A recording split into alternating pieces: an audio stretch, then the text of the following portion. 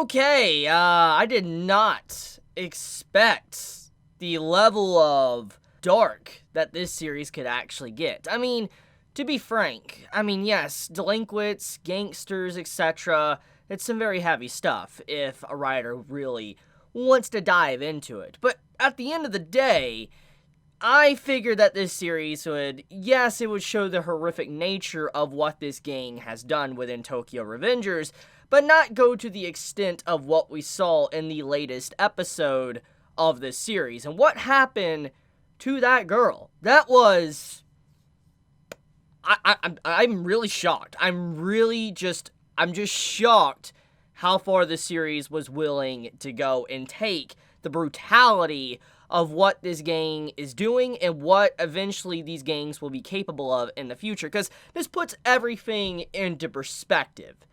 Once again, we gotta look at this gang that attacked our characters, Draken and also Mikey's crew and all that, and did what they did to that girl, that gang is relatively young. They're still basically in high school. They're not a full-formed gang yet. They aren't an individual group that is just controlling large amounts of area. They have yet to really mature into something much bigger, which what we see in present day when our main character Takemichi goes back to, his actual real present life.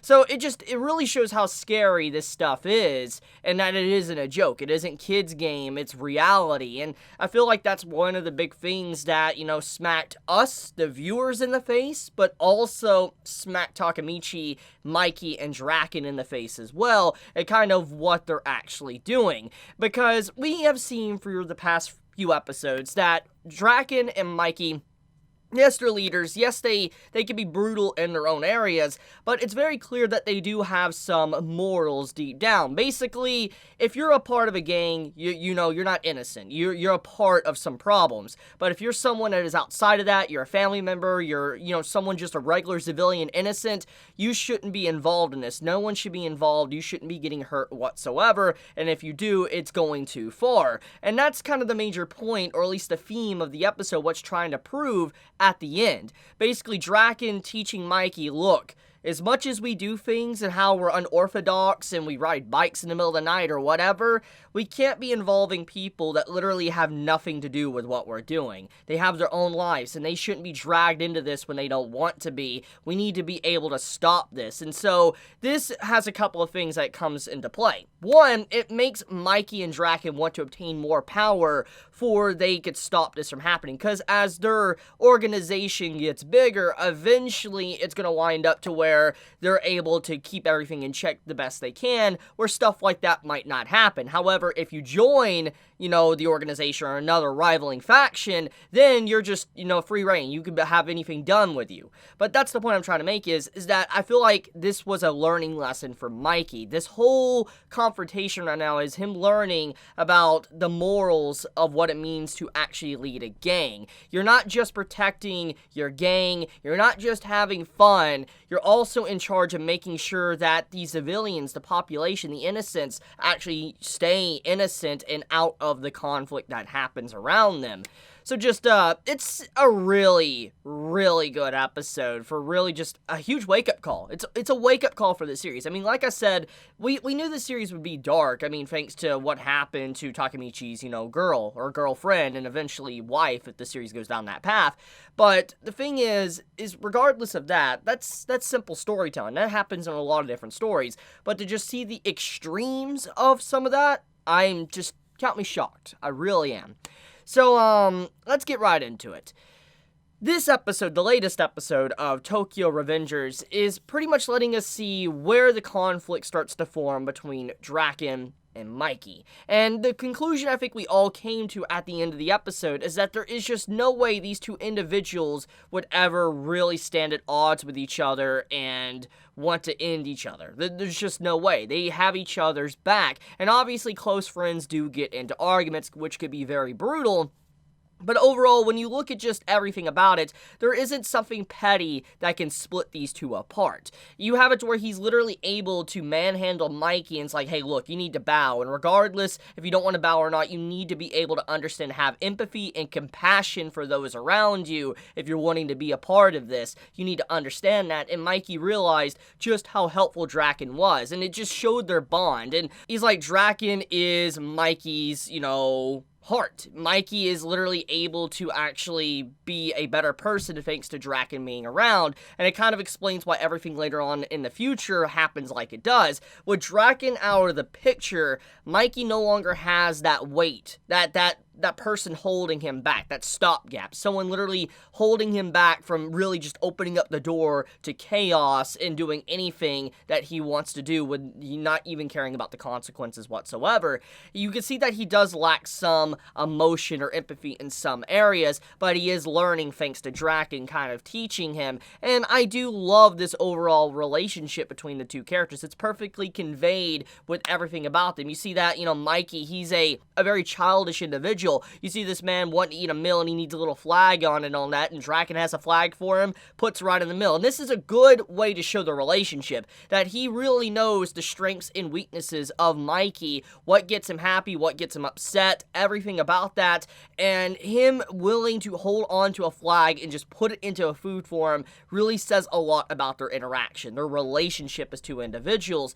And so it goes even one step further with the whole bow scene, or you have the scene where, he's just able to talk with him in such a free way, even though everybody else just straight up, they bow down before Mikey. They're so scared, and that level of power can lead to where you might become disconnected from others, which makes a lot of sense. If someone's in that atmosphere where they're always getting praised and feared, eventually that's going to be so normal that they're going to become disconnected from those that are around them, and I'm glad to see that Draken is that person to keep him grounded to reality and not really stray too far off from the path. So the question now I have, and I think many are asking themselves, how does Draken die? From the only brief little things we get is that he wasn't supposed to die, but he dies that day, and we think that there is conflict between the two individuals. And the only thing that would come to mind that would actually make sense, the only thing that I think would really cause a dispute between Mikey and also Draken is if Mikey was to go after innocence. That's the only thing I think that would really put a rift between the two's relationship. So hear me out. This is a theory. I could be entirely wrong, or I could be hitting it a nail on the head. I don't know. But the point is I feel like maybe Mikey, because he's leading the gang and what he's doing to a rival faction, if he does win, most likely he's offered a choice, basically spoils of war. He gets their territory, but he also can do a lesson to the organization that he's going up against. He can do a lesson saying, you did it to us, you did it to this innocent, so we'll go after your innocence as well. And I feel like Mikey might do something like that, or try to do something like that, which creates a rift between him and Draken. And Draken's like, look, man, regardless of whatever side you're on, you can't do that to people. And he's like, but this is their people, not ours. And, that's the whole thing of different factions. They have their own people they care about. So I wonder if that's going to play a part, what maybe creates a rift between the two characters, because that's the only thing I see at this point that can cause the two to go at each other. Because a petty fight, yeah, they can get into a petty fight, but it's nothing that's going to straight up cause where one of them are going to die. I feel like overall the only way for them to have conflict is something like that. And even manipulation from an outside source, I don't think Draken is someone to really fall for something like that. Maybe Mikey is to a certain extent, but I don't think Draken is someone that really can be emotionally manipulated to the very point that he would turn against Mikey. I don't think he is. I don't think he can be tricked. So I'm super curious to see why Draken died. And for all I know, it could be something really stupid. Like, maybe the man literally got hit by Truck-kun. Maybe that's what happened. I mean, seriously, maybe that is why Draken dies. He didn't get killed by a rivaling faction. He didn't get killed by Mikey and anything like that. He just straight up had an accident. Literally an accident that's so dumb that just changed the course of history forever. I can definitely see that, because that does happen. That is reality. Little accidents, little things like that happen to lead into a bigger thing that just blows up in your face in the future, which that is something I want to talk about. Time, future, present, past. So we get a little bit of details on a little bit of how the time travel works, more explanation. So as we know, our character is able to travel to and from the past, back and forth, as long as if he shakes the hand of Naoto. And the thing is that one thing I think everybody's been wondering about is what actually happens to the original Takemichi when he leaves the past and goes back to the present day. Does that Takemichi know everything that our Takemichi does? Or does he carry on with his life and just becomes like an autopilot robot? There is a lot of questions I have, and this episode kind of presented that. It presented that Takemichi, when he does go back to his present timeline, he goes on autopilot and himself just, does stupid, childish, immature things. It goes back to normal, and basically he doesn't remember any of the thing that's really going on or why he's there in the first place or why these things are happening around him. He just becomes very childish. And I feel like one of the things we are definitely seeing is this is probably going to lead to some conflict in the future. This was definitely presented in the episode. That if Takemichi doesn't time his leaving from the past to go back to the present day right, his past self might completely disrupt and ruin something to the point to where it can never be fixed. I mean, let's look at the relationship he had with the girl he's trying to save.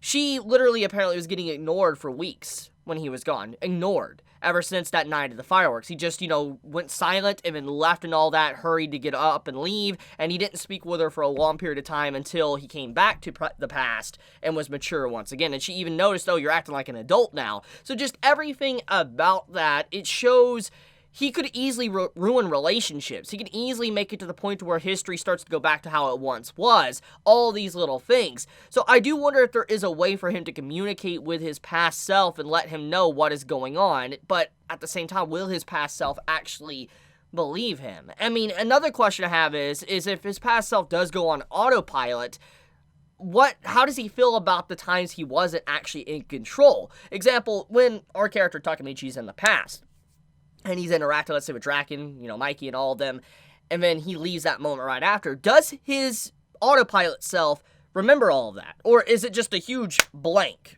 Just like he forgets everything, and it's just a blank, and he carries on. That's a question I think that needs to be discussed. A topic I hope this series goes into, because it's like, if that is happening, I wonder if he could communicate with himself and write, let's say, on a notepad or on his wall or whatever. It's like, hey, yeah, we need to save this. This is what we need to do, and we need to work together in our own way. And, his past and present self have to work together in their own ways to really make the proper timeline. That could be cool if that's where the series wants to take it, but I wonder if that is where the series wants to take it. But, overall, good episode. Cannot wait to see what's going to happen next. There is so much good in this episode, in this series, and it's seriously just better and better by each week. But I love you guys. You have a wonderful day or night wherever you live. If you enjoy my content, please subscribe. If you like this video, please leave a like. And with that, Chibi out.